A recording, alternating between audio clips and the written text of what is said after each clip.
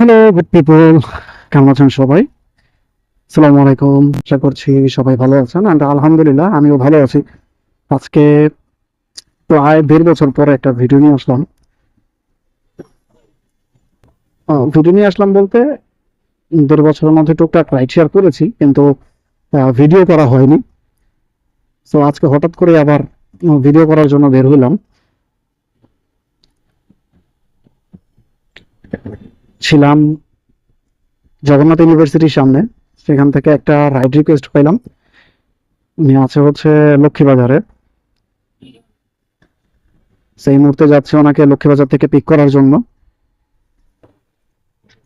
Right now আছি কবি নজরুলের সামনে। প্রায় ২০ মিনিটের উপরে ওইখানে একটা জায়গার ভেতরে বসেছিলাম। প্রথমে অবশ্য কলেজিয়েট স্কুলের সামনে বসেছিলাম, বাট সেখানে পাই নাই। এবং ওইখানে ওয়েট করাটাও একটু ডিফিকাল্ট, কজ ওইখানে মিনি বাসগুলা পার্ক করে রাখে, যার কারণে এখানে ওইরকম জায়গা থাকে না পার্ক করার মতো। তাই জগন্নাথের গেটের সামনে এসে দাঁড়িয়েছিলাম। পরবর্তীতে পাঠা অ্যাপস, এটাতে আমি অবশ্য পাঠা অ্যাপস ছাড়া অন্য কোনো অ্যাপস ইউজ করিনি, কারণ এবার আমার কাছে সত্যি বলতে ফালতু লাগে। আচ্ছা, রাইডার বেস এক্সপেরিয়েন্স থেকে যদি বলি, হচ্ছে খুবই ফালতু লাগে। এর থেকে পাঠাই বেস্ট। আচ্ছা, রাইডার বিবেচনা পাঠাই বেস্ট।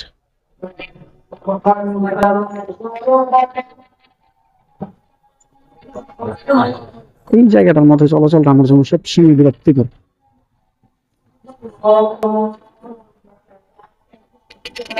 আমি হচ্ছে এখানে বার্গার ব্যারিস্তার সামনে। আমাকে কোথায় কোথায় বলে ফেলছে অ্যাকচুয়ালি বার্গার ব্যারিস্তা কোথায়। উনি বলছে আপনি বার্গার ব্যারিস্তা চেনেন কিনা, আমি জানি আমি চিনি। অ্যাকচুয়ালি আমি ওইভাবে চিনি না।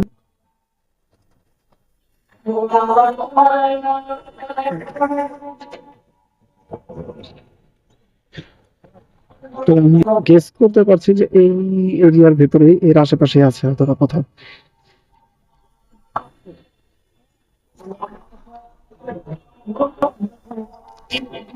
ইয়াস, পাইছি। এই জিনিসটাই বার্গার ব্যারিস্তা। আমি আসলে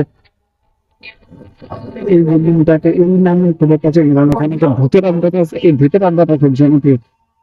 এটাকে ভূতের আড্ডার বিল্ডিং আমি আসলে ওইভাবে আমি চিনি, পাবলিকের মুখে আমি শুনেছি ওইভাবে। ওকে, হচ্ছে বার্গার ব্যারিস্তা। সোনাকে কল দিয়ে আগে বের করি।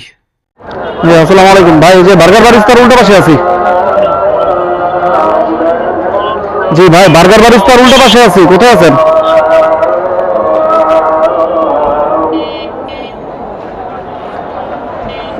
আপনার ভাড়াটা কত ভাই? 132 না? এরকমই দেখাইছে। আপনারটা আগে ক্লিয়ার করে দিন।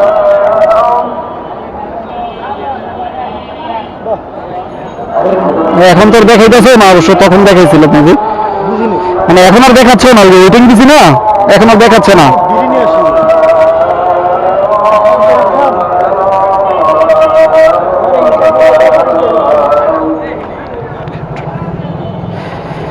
আগে বিলটা দিয়ে দিল। আমি ভাবছিলাম যে হয়তো বা কোনো পার্সেল পাঠাতে চাইবে, পার্সেল হলে নিষেধ করে দিতাম হয়তো বা।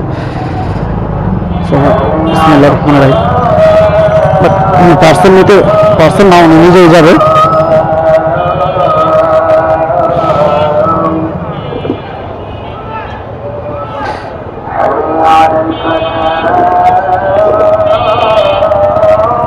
ভাই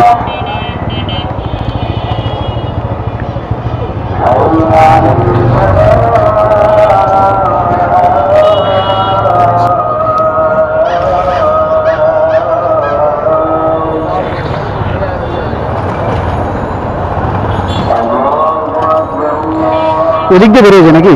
এদিকে চলে যায় না।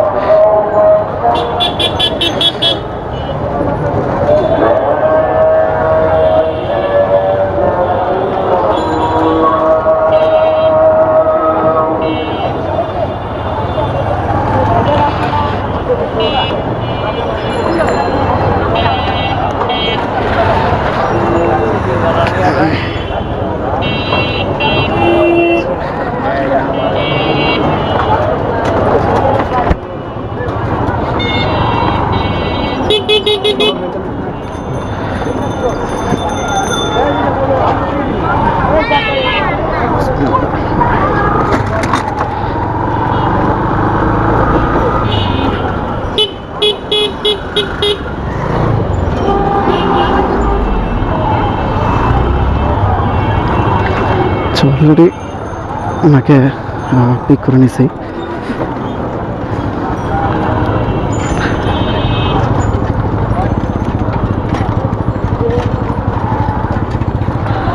আচ্ছা, এটা তো আসলে ভাঙাচোরা রাস্তা, তো কথা বলাটা আসলে ডিফিকাল্ট হয়। সো আপাতত আগে রাইডটাকে শেয়ার করে ওনাকে নামে, তারপর আবার ক্যামেরা ব্যাক করতেছি।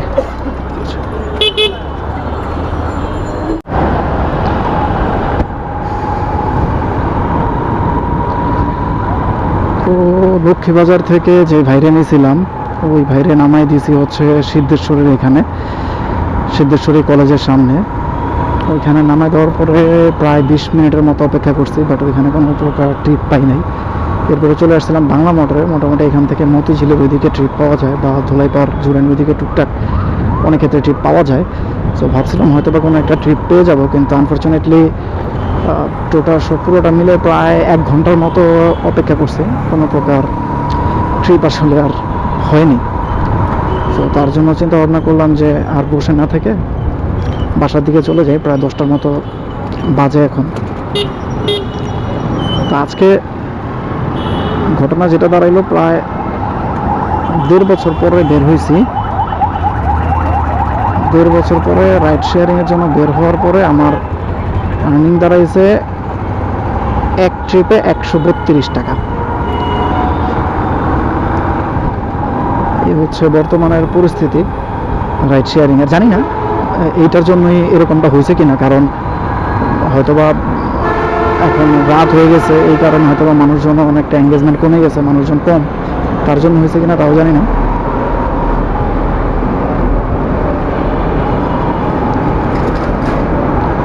দেখি পরবর্তী দিন আবার কীরকমটা হয়, তখন বুঝতে পারবো। হয়তো অনেকদিন পরে রাইড শেয়ার করতেছি, যার জন্য হয়তো বা আমার অনেক কিছু তো ভুল ছিল, হইতে পারে। কথা বলতে বলতে চলে আসছি শাহবাগে। আজকের মতো এখান থেকে বিদায় নিচ্ছি, দেখা হবে পরবর্তী ভিডিওতে। ততক্ষণ পর্যন্ত সবাই ভালো থাকুন, সুস্থ থাকুন, নিরাপদে থাকুন।